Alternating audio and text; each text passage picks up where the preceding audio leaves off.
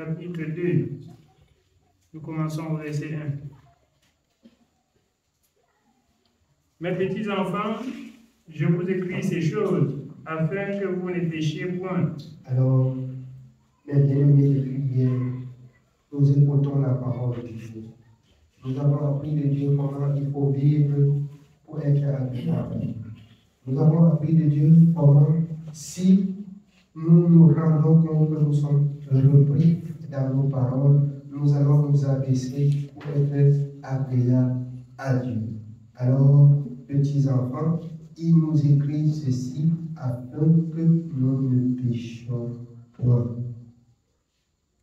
Bien-aimés, je dis encore aujourd'hui, c'est possible pour les enfants de Dieu de vivre sans murmurer, de vivre sans médire, de vivre sans mal parler, de vivre sans se mettre en colère. C'est possible. De vivre sans mal parler des autres. C'est possible. De vivre sans pécher contre Dieu. C'est possible. Travaillons nos vies pour arriver à la perfection. La perfection, nous avons reçu la grâce pour atteindre la perfection. La grâce est venue par Jésus. La loi est venue par Moïse à Dieu. Alors, la perfection, ce qui est possible, est venu par Jésus. Alors, jusqu'à ce soir, c'est possible que les enfants de Dieu vivent dans la paix sans pécher contre Dieu. Or, qu'est-ce que le péché? C'est ce qui met un mur de séparation entre celui qui parle de Dieu, bien-aimé, et le monde. Dieu est saint. Dieu voudrait que si quelqu'un entend sa voix, amen, tel que le Seigneur l'a dit, si quelqu'un entend sa voix, il fait comment? Et le suit. Alors, il va le sauver, il va vivre, il le délivre. Peu importe ce qu'il faut, c'est possible de vivre sans péché contre Dieu. Que les enfants de Dieu comprennent une seule fois pour tout. Travaillons-nous. N'ayons pas cette attitude de vie où à chaque fois on se sent repris, on se sent cette communion coupée entre nous et Dieu. C'est l'œuvre de l'ennemi. Ce n'est pas l'œuvre de Dieu, c'est l'œuvre de l'ennemi. Si vous ne faites pas attention, l'ennemi va taper son tam-tam, vous allez danser.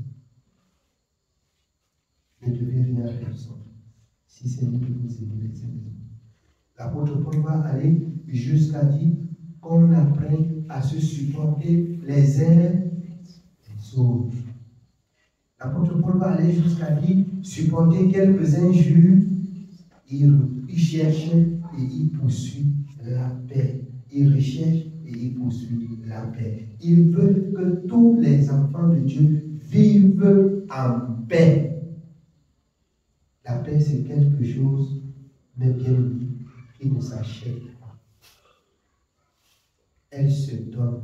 C'est une grâce. Lorsque vous avez écouté Dieu et que vous avez obéi à la parole de Dieu. La grâce, ce que Dieu vous apporte, la paix. Il dit, je vous donne ma paix, je vous laisse ma paix. Je ne donne pas comme le monde la donne. Le monde peut montrer les dents avec toi, quelques minutes, il sort à la barrière et montre le point de Dieu. C'est ça la pensée du monde. C'est ça l'œuvre de l'ennemi. Mais quand Dieu donne la paix, partout où tu es, la torche de Dieu est sur toi. Il ne donne pas la paix comme le monde donne. Le monde peut t'accorder une paix pour traverser à la barrière de Dieu. C'est l'hypocrisie. C'est l'hypocrisie. C'est possible. Je vous écris afin que vous ne péchiez point. Je dis toujours quand les autres me posent la question, est-ce que c'est possible de vivre sans péché? Mon ami, si tu fais du péché ton vêtement, tu vas porter. Chacun est esclave de ce qui a été fait de lui. Si tu vois que tu ne peux pas vivre sans péché, non, c'est que le péché va cheminer avec toi. Moi, je vis sans péché. Moi, je vis sans péché. Le péché ne l'occupe pas. Il ne marche pas avec moi. Je hais Somme 101. La conduite des pays, elle ne s'attachera pas à moi. Je dis non. Elle ne s'attachera pas à moi. Je hais la conduite des pécheurs. Or, nous lisions ce matin, Psaume 32, la parole de Dieu dit, heureux l'homme en qui l'Éternel n'impute point d'iniquité. Heureux l'homme alors en qui l'Éternel a pardonné son péché. Mon ami, je me réjouis. Quand je sens que mon péché est pardonné, je me réjouis et je dis que ça ne me retrouve encore sur le chemin. Il s'agit de quelque chose de mal qu'on a détaché de toi. Fuis la chose. Fuis la chose. Oui, bien, on continue. Mes petits enfants, je vous écris ces choses afin que vous ne péchiez point. Et si quelqu'un a péché, nous avons un avocat auprès du Père, Jésus-Christ le juste. Il est lui-même une victime expiatoire pour nos péchés, non seulement pour les nôtres, mais aussi pour ceux du monde entier. Mais aussi pour ceux du monde entier. Il n'est pas seulement pour nous, pour quiconque entend sa voix et, bien aimé, donne son attention à la parole qui est sortie de sa bouche. C'est lui qui a dit dans Jean 1, verset 8, alors il est venu chez les signes. Les signes ne l'ont pas reçu. Il se retournait alors vers les pécheurs, vers les rejetés, vers les sauvages, vers ceux qui n'étaient pas considérés comme un peuple. Il a versé, il dit, à tous ceux qui l'ont reçu, je leur donne le pouvoir de devenir enfants de Dieu, lesquels sont nés ni de la volonté de la chair, ni du sang. Ce n'est plus question de famille. Comme vous entendez, d'autres disent, ce sont des Juifs, c'est l'affaire, la coutume des Juifs, c'est les Blancs qui sont venus avec la parole. Ils sont venus avec une bonne parole. Ils sont venus avec de bons conseils. Les paresseux, les païens ont raison d'accuser les paresseux. Les paresseux ont porté ça et ils cherchent le passage où il dit qu'un homme de Dieu peut vivre alors de l'évangile qu'il prêche. Ils ne sont plus ceux qui vont travailler. Bande de paresseux. Qui a dit ça? On ne travaille, du coup, on ne travaille plus. On ne travaille plus. On est homme de Dieu. Il disait souvent quoi? Il dit où c'est plein temps, où c'est plein quoi. Ils ne travaillent plus. Ce sont des escrocs. Depuis Genèse, l'homme va manger à la sueur de son homme, peu importe cette terre. Quiconque, c'est à la sueur de son front. C'est à la sueur de son front. Alors, ceux qui travaillaient en plein temps dans la maison de l'Éternel étaient bien-aimés. Alors, ce sacrificateur qui n'avait pas le droit de quitter le temps, qui travaillait continuellement, qui était là pour offrir les sacrifices des peuples, ils étaient continuellement dans le tabernacle. Il fallait que Dieu impose un dixième du revenu du peuple pour qu'il y ait toujours à manger là, que eux, ils n'admirent pas ceux qui travaillent et qui mangent et leur regardent. Aujourd'hui, on ne connaît pas la différence entre la loi, la foi et la grâce. On ne peut pas établir la différence. Ce sont des serviteurs barbares. La parole de Dieu dit, quand ils n'ont rien à mettre sur la table, ils maudissent. Ils maudissent. Alors, chaque homme de Dieu, chaque enfant de Dieu doit travailler. Le travail là consiste à travailler toi-même ta vie et à bien faire le travail. Où est-ce que tu exerces ton travail? Je vais vous rappeler et vous rafraîchir que la parole de Dieu a dit que si un serviteur a pour fille, que si un fidèle a pour serviteur son employé, c'est pas ça, qu'il le traite comment? Ça veut dire que les serviteurs travaillent. C'est pas ça? Ça veut dire que les serviteurs travaillent. Les enfants de Dieu Travaillons nos vies. C'est possible de vivre sans péché contre Dieu. Oui. Nous continuons au verset 3.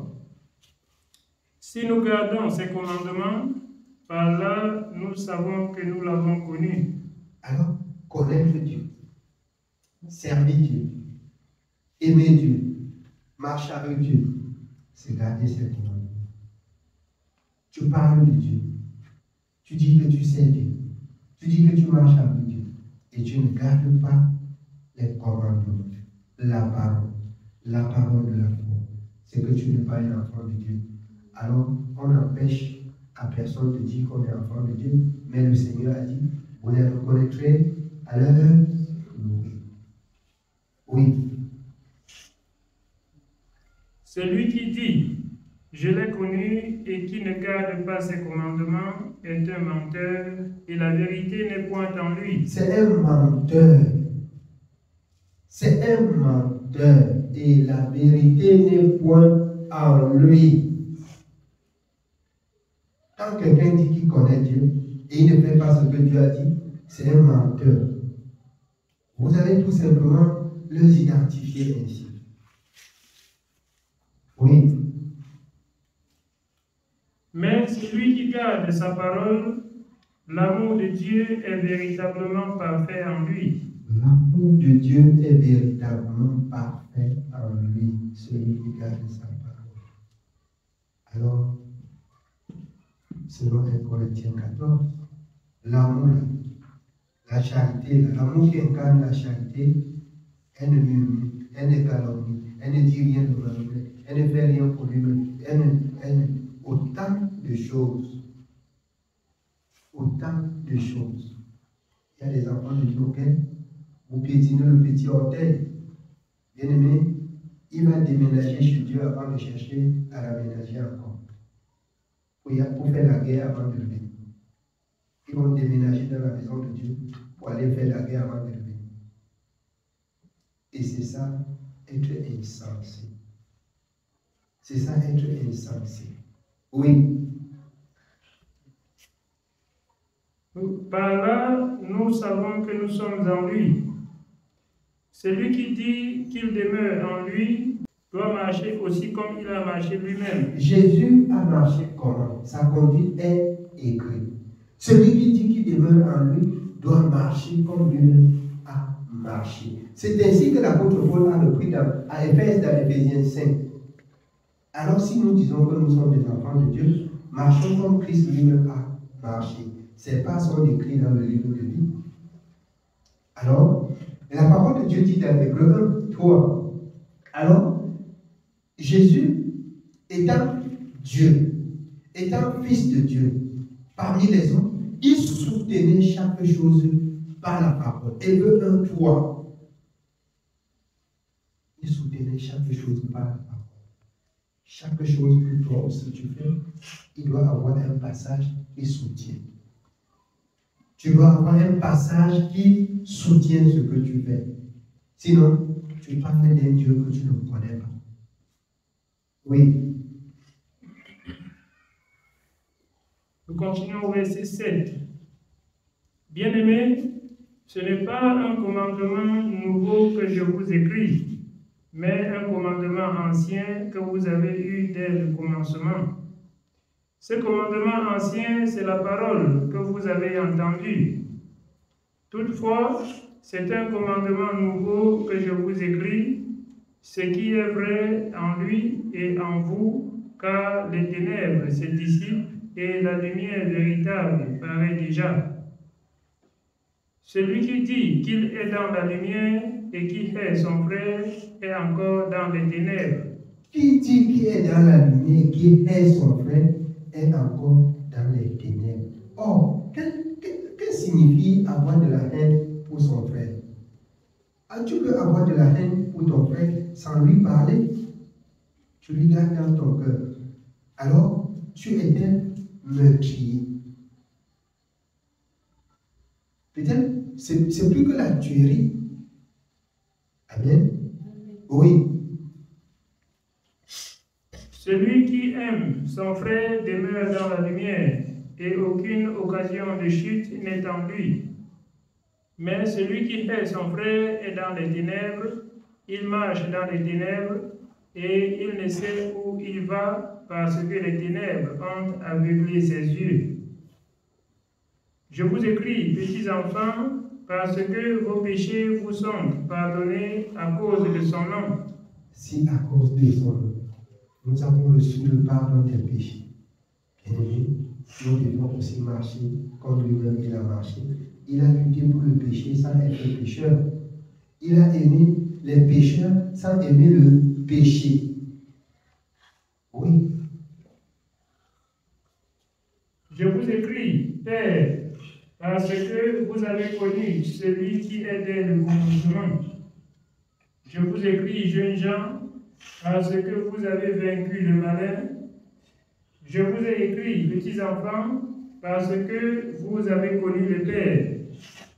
Je vous ai écrit, Père, parce que vous avez connu celui qui est dès le commencement. Or, celui qui est dès le commencement, c'est celui qui vous donne ce conseil aujourd'hui. Comprenons une fois pour tout. C'est possible pour les enfants de Dieu de vivre sans péché contre Dieu. Comprenons une fois pour tout. Amen.